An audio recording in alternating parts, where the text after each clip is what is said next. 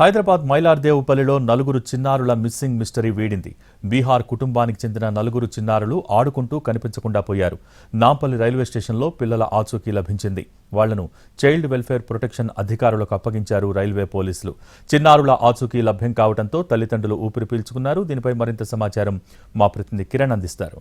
Mailardevpally police station పరిధిలో చిన్నారుల missing కలకలం రేపింది.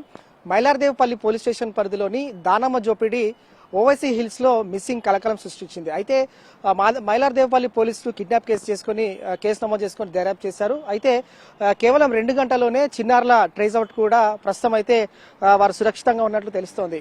మైలార్దేవుపల్లి పోలీసులు సీసీ కెమెరాల ఆధారంగా ఓవైసీ కాలనీ అలాగే దానమ్మ జోపిడి పరిసర ప్రాంతాల్లో 4-5 బృందాలుగా పోలీసు బృందాలు విడిపోయి సీసీ కెమెరాల ఆధారంగా దర్యాప్తు చేశారు. అయితే నలుగురు చిన్నారులు 3 బాలికలు అలాగే ఒక బాలుడు మొత్తంగా 4 చిన్నారులు ఎవరైతే ఉన్నారో వారు నాంపల్లి రైల్వే స్టేషన్ లో ఆచూకీ లభ్యమైంది. వెంటనే రైల్వే పోలీసులు మైలార్దేవుపల్లి పోలీసులకు సమాచారం ఇచ్చారు. మైలార్దేవుపల్లి పోలీసులు కుటుంబ సభ్యులకు తల్లిదండ్రులను సమాచారం ఇచ్చి వారందరినీ నాంపల్లి రైల్వే స్టేషన్ తీసుకువెళ్లి పిల్లలు సురక్షితంగా ఉన్నట్లుగా అలాగే వారిని ప్రస్తుతం అయితే ఇటు చైల్డ్ రైట్ సంబంధించిన ప్రొటెక్షన్ వారి ఆధ్వర్యంలో పిల్లల్ని ఉంచారు. ఇక ఈ రోజు మధ్యాహ్నం వరకు కూడా తల్లిదండ్రులకు 4 చిన్నారులను అప్పగించే అవకాశం కూడా కనిపిస్తుంది. మైలార్దేవుపల్లి పోలీసులు కిడ్నాప్ కేసు నమోదు చేసుకుని దర్యాప్తు చేశారు.